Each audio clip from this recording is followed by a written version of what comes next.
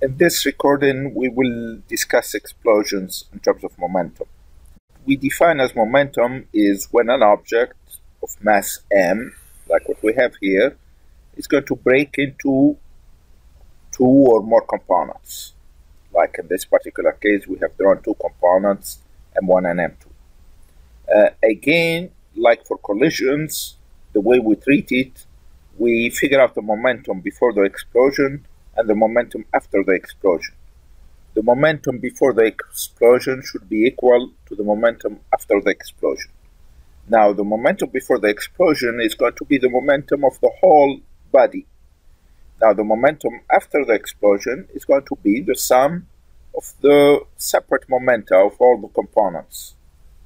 In this drawing here, we have the object is exploding while being at rest. It does not have to be the case. My object can be moving with a velocity v when it explodes. So its momentum here is mv. If it explodes, let's say it's going to explode in three pieces here. Let's call this v1 m1, v2 and m2, and v3 and m3. What I'm saying, mv as a vector should be equal to m1 v1 plus m2 v2 plus m3 v3. Okay, the sum of all three momenta. And you have to account direction. In particular, you have to pay attention to the main directions. For example, here I have the motion along this direction. Let's call it x. Initially, we didn't have any motion along y, the perpendicular direction here. So my momentum initially along the y, momentum before along the y, is equal to 0. So my momentum along the y after the explosion should be 0 as well. So in this case, what we notice in my drawing, for example, m2 has a momentum along the y and m1 has a momentum along the y. So both of these momenta along the y have to be equal and opposite to cancel each other out and result in no momentum along the y. And then the others should add up along the x to give me a momentum along the x. Okay, this is the idea for explosion. Let's look at a few examples, a few illustrations of what we just talked about. Okay, here's an example of an explosion, fireworks. In this particular case, we had some mass here that exploded in all of these chunks. Notice what's happening to all of these chunks. Initially, the momentum of this mass here, I don't have the rest of the graphic, but initially, that's where it is. That's the momentum of that mass. So all the small chunks, their added momentum should be equal to the momentum of the block when it was here. Now, we talk about conservation of momentum just before the explosion and just after the explosion. If there are forces acting on the object, they might affect it afterwards or before the explosion. For example, here is a picture of what happens at fireworks. In fireworks, what's happening to this mass? You see it is being affected by gravity, and that's why it's not going to move in a straight line, and it's curving around. So that's after the explosion and does not matter to us. All what matters is during the explosion. What happens during the explosion, which is momentum before is equal to momentum after. Okay, here another view. Okay. Momentum before is equal to momentum after. Now then the chunks after that, they're going to be affected by gravity. Their momentum is going to change. But just at the explosion, momentum before is equal to momentum after. Okay. Now, all explosions obey the law of conservation of momentum. Here is a military type explosion. Notice how the fragments, all of them are also going in a spherical path. That's because my bomb here, or whatever was here when it exploded, before it exploded I meant, its momentum was 0, so the overall momentum of all the fragments should be 0 as well. For the overall momentum to be 0, I should have as many masses moving in one direction as masses moving in the opposite direction. Actually, not just masses and velocity. I should have as much momentum in one direction as momentum in the other direction. That's the more correct way to say it. Okay, here is another explosion. Okay, and you see the shape, and it's spherical for the same reason. So the momentum along each direction is going to be the same. We don't see what's below the water here, but it's the same idea. So the momentum is going to add up in every direction to 0 to provide us with the conservation of momentum. Okay, now let's see a few examples here. This is an interesting thing. This is fast photography again.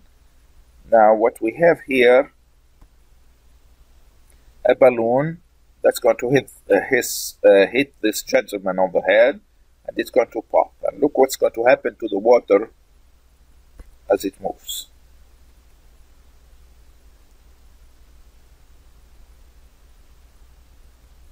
See that?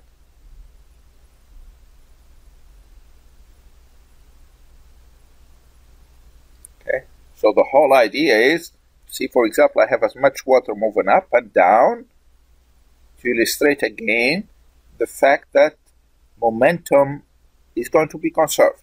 See, the overall momentum is still forward. There was a force acting on the water with the face kind of stopping a lot of it, but when it was able to continue moving, it continued moving, trying to preserve the same momentum along the forward direction. And whenever there was more water moving up, so there was a momentum up that was compensated for by a momentum down, an equal momentum down. And of course, you see after the pop, the water is going to be affected, and actually even before the pop, you see it is not moving on a straight line. It's going to be affected by the gravitational force as well. Okay. Let's look at this one.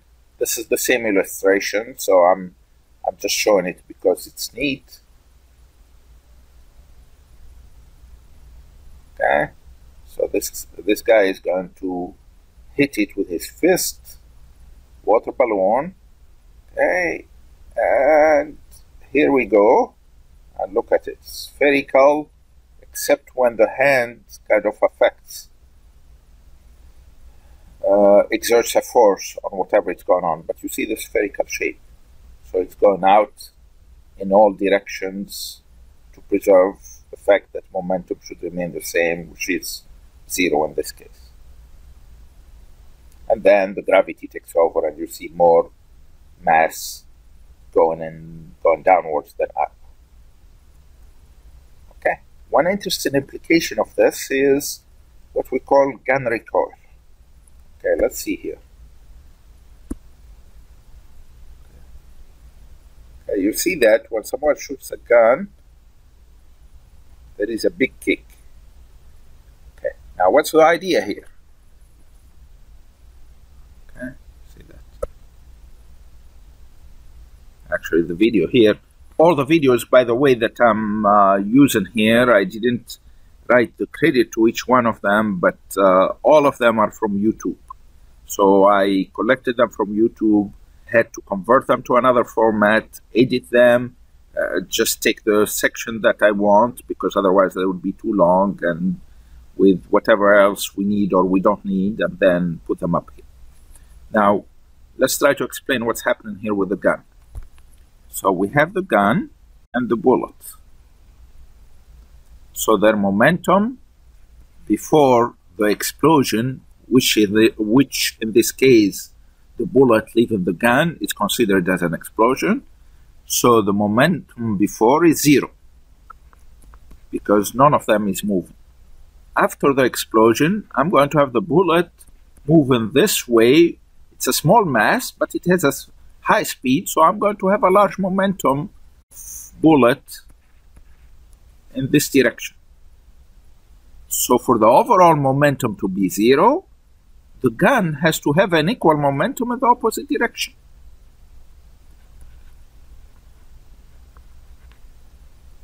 So the overall momentum should add up, momentum after, which is momentum of the gun, plus momentum of the bullet. It should be 0. For it to be 0, the momentum of the gun should be equal and opposite to the momentum of the bullet. And that's what we see here. The momentum of the bullet, mass of the bullet times the velocity of the bullet. Momentum of the gun is mass of the gun, velocity of the gun. Now, velocity of the bullet is large, mass of the bullet is small.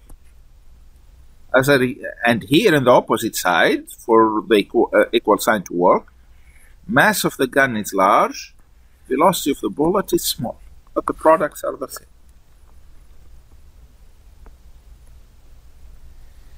Now, explosions happen not just on Earth. I personally, probably the ones among you who took astronomy would know more about this, but this is supposed to be a star explosion, but I'm not sure what I'm seeing here. In star explosions, or if there are, there are other things, for example, like angular momentum involved and stuff like that, and that we'll talk about later on. But star explosions are going to obey the conservation momentum like anything else on Earth. That's the point here. That's why I put this here. Okay. Now, how do we launch a shuttle, for example? Look at all. I found videos for this, but it's quite long. You can look at YouTube and watch one if you want. It's quite an awesome thing. Look what we need to do to launch it. Look how much mass is being expelled from the shuttle, and look with how much speed that mass is being expelled. So it's the same idea. Momentum of shuttle before launch is going to be the momentum of the shuttle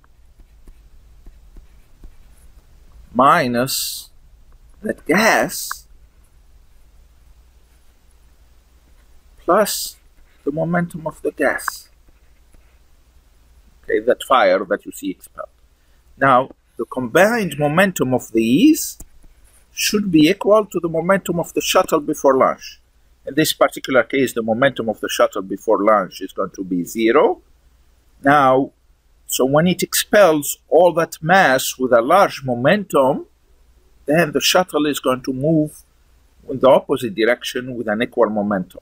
And that's what causes a shuttle to be launched upwards. Okay, this is a video not of the shuttle. The shuttle was quite involved, but this is a simple rocket. Actually, this is an amateur rocket that some people have launched. Okay, let's see it. Okay, there. Okay, now again. So by expelling that huge amount of mass, the momentum of the mass downwards is equal to the momentum of the rocket upwards. And that's what causes the rocket to move forward. Okay. Now, once the shuttle is airborne, what's going to keep it moving? The same idea. What's going to propel it forward? Same idea. Momentum of this gas being sent backwards should be equal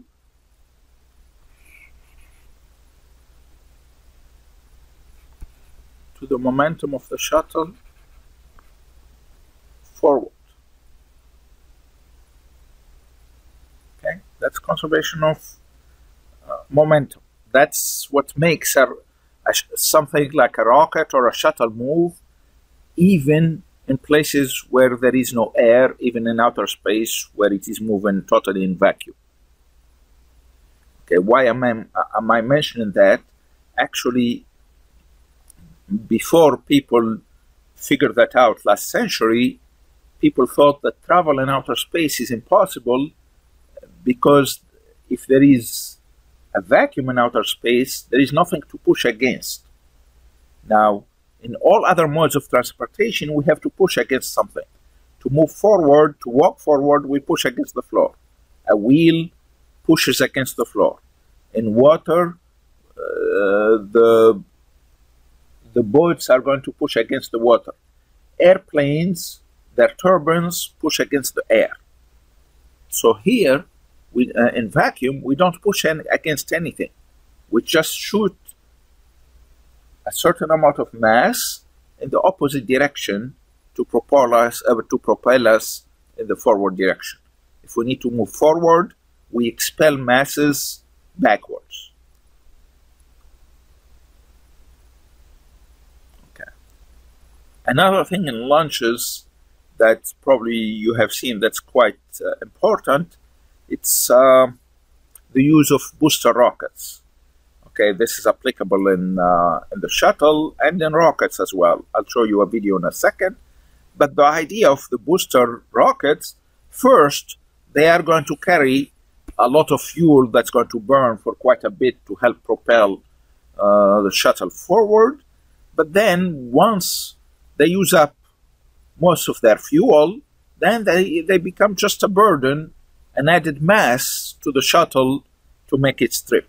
So when we let go of them, of course, we let go of an empty container of gas. That's the first thing. But then they do something else. Okay, let's see what happens here. Oh, I need to change this to an arrow. Look there. Look when you have the separation. Let me repeat it again. You see how the rocket starts moving faster at the separation. Look at that. Okay. There. So, again, what's going to happen here, the momentum is going to be preserved. So if we push this back, then that's a momentum back, and it's a larger mass than the mass of a gas. And we push it back, so there is a momentum in the backward direction, so that should be compensated for by a change in momentum of this one in the forward direction. And that change is going to be equal to the momentum of this in the backward direction. And that's an additional boost that helps essentially give the rocket a kick. Now, other examples that you might want to think of, for example, when the space shuttle lands in California, they bring it back to Florida on top of a Boeing airplane. The thing that you need to remember, when it is on back of it, when it is tied to it, now what you have? The overall momentum of both of them. Actually, this is a concept picture, I believe, of something they intend to do for the future. But anyway, so their momentum before separation should be equal to their added momentum after separation. So momentum of plane plus shuttle before should be equal to momentum of plane plus momentum of shuttle after separation. And directions are important as well. They are always important. Okay, so the illustration here, I have this picture just to tell you an explosion does not have to always be an explosion. Whenever we have a separation of two objects, that's considered an explosion. You don't need fire.